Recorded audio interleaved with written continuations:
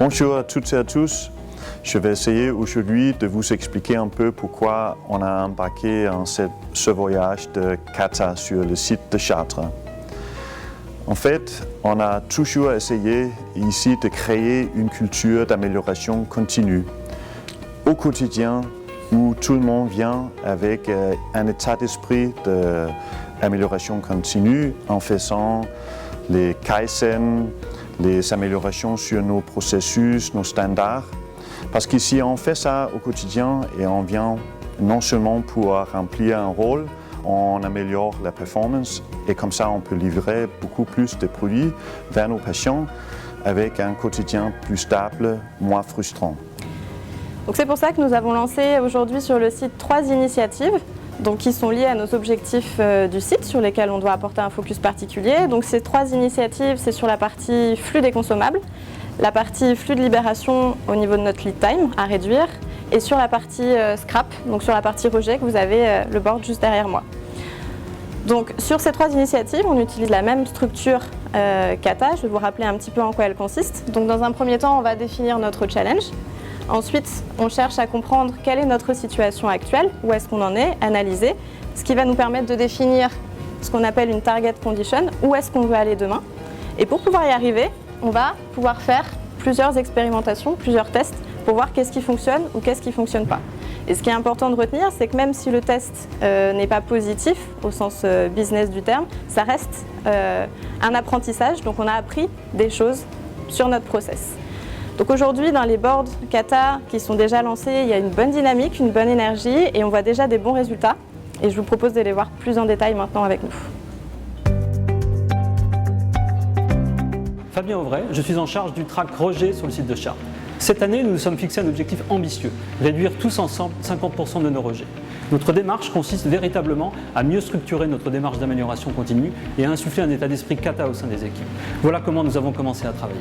Tout d'abord, nous avons mis en place des boards kata sur le terrain pour tous se mobiliser dans ce challenge. Nous avons travaillé ensemble pour mieux comprendre nos processus de production, ce qui nous a permis d'identifier des causes potentielles générant des rejets. Dans cette démarche, nous devons être à l'écoute des collaborateurs et les impliquer dans la conduite des tests sur le terrain. Il faut bien sûr maintenir cette dynamique en identifiant les prochains axes d'amélioration jusqu'à atteindre notre objectif. Dès l'année dernière, nous avons étudié tous les types de rejets que nous avons pu avoir au sein du service, ce qui nous a permis de faire une analyse de ces principales causes de rejet et depuis le mois de février, nous avons mis en place un board kata. Ce board kata nous permet d'interagir avec les opérateurs, permet de mettre en place des idées d'amélioration, rapidement de pouvoir avoir un maximum d'informations qui va venir du terrain et nous permettre de réagir le plus vite possible. Sur les 3 principales causes de rejet de l'année 2017, nous avons des résultats pour l'instant des baisses de 70%.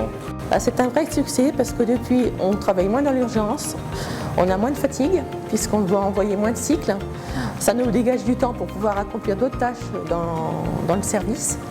Et au moins, on n'est plus en attente, on ne fait plus attendre la production pour quoi que ce soit parce qu'ils sont en manque d'ADCP. Donc pour moi, c'est vraiment très très bien. Donc il y a un vrai gain d'un point de vue production, mais également d'un point de vue opérationnel. L'objectif avec cette track-là, c'est de lisser tous les flux de matériaux dans les RA, dans les usines, pour être plus facile de faire la prod et toutes les autres activités. Donc on a impliqué les gens, par exemple au niveau AP, on travaille avec un pilote. Aujourd'hui, on travaille avec 17 références et au futur, à la fin, ça sera à peu près 110 références. Alors depuis la mise en place de la VSM, les magasiniers mettent beaucoup moins de temps à préparer les commandes de consommables, ce qui n'est pas négligeable étant donné le travail, la charge de travail. Et je pense qu'au niveau production, il y a beaucoup moins de surstock en zone bleue. L'initiative principale, ça va être pour nos opérateurs et nos techniciens. Ils vont pouvoir se concentrer sur le cœur de leur métier et ne plus avoir à se soucier d'éléments comme les inventaires qu'ils avaient à faire, les commandes qu'ils avaient à passer par des logiciels tiers. Et réellement passer leur temps plus concentré sur notre process, sur la qualité du travail qu'ils vont fournir et vraiment se concentrer sur la production.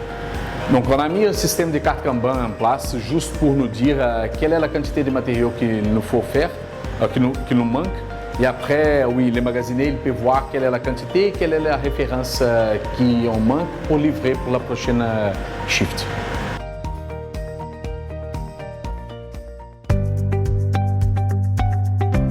Je suis Sarah Rouzet, je suis responsable de l'assurance qualité production. Nous sommes en charge de la libération sur le site. À ce titre, je suis aussi responsable du track amélioration du flux de libération. Pourquoi a-t-on choisi ce track? Aujourd'hui, le flux de libération est instable, ce qui génère de l'instabilité et de l'incertitude au niveau de la chaîne logistique. Il y a plus de 20 étapes pour libérer un lot sur le marché aujourd'hui et donc il est important de sécuriser toutes ces étapes pour avoir des délais qui soient stables et reproductibles. En début d'année, nous avons commencé avec la démarche CATA, avec l'implémentation d'un board, des PDCA, en analysant le flux, en impliquant aussi les équipes opérationnelles qui ont vraiment une vue pertinente sur les améliorations à apporter. Les premiers résultats aujourd'hui sont plutôt positifs. Ils nous montrent que depuis 2 mois, nous avons atteint un niveau de stabilité tel qu'attendu. La prochaine étape, bien entendu, va être de déployer le CATA au niveau des processus de production. Comme tu as pu le voir, Casper, sur les différentes initiatives qu'on a lancées, on a déjà des résultats. Très bien. Donc qui sont positifs, notamment sur la partie scrap, où sur les 5 principaux contributeurs, on arrive à une réduction de 27%. Wow, bravo. C'est très bien, donc ça nous donne beaucoup d'énergie pour continuer. Mais comme tu as dit tout à l'heure, Mathilde, le plus important pour moi, c'est l'apprentissage qu'on gagne en faisant ces katas. Parce que comme ça, on peut se développer dans son poste, vers autre poste aussi, et comme ça, on peut gagner beaucoup plus aussi à l'avenir. Et c'est pour ça que pour les prochaines étapes, on a vraiment besoin de l'ensemble des collaborateurs, à la fois pour vous apporter vos idées, pour que vous puissiez aussi vous développer dans ce processus, et notamment sur l'initiative au niveau des scraps, puisque Casper, ça reste un objectif quand même très ambitieux pour le site cette année. Oui, c'est vrai, c'est très ambitieux avec une réduction de 50%.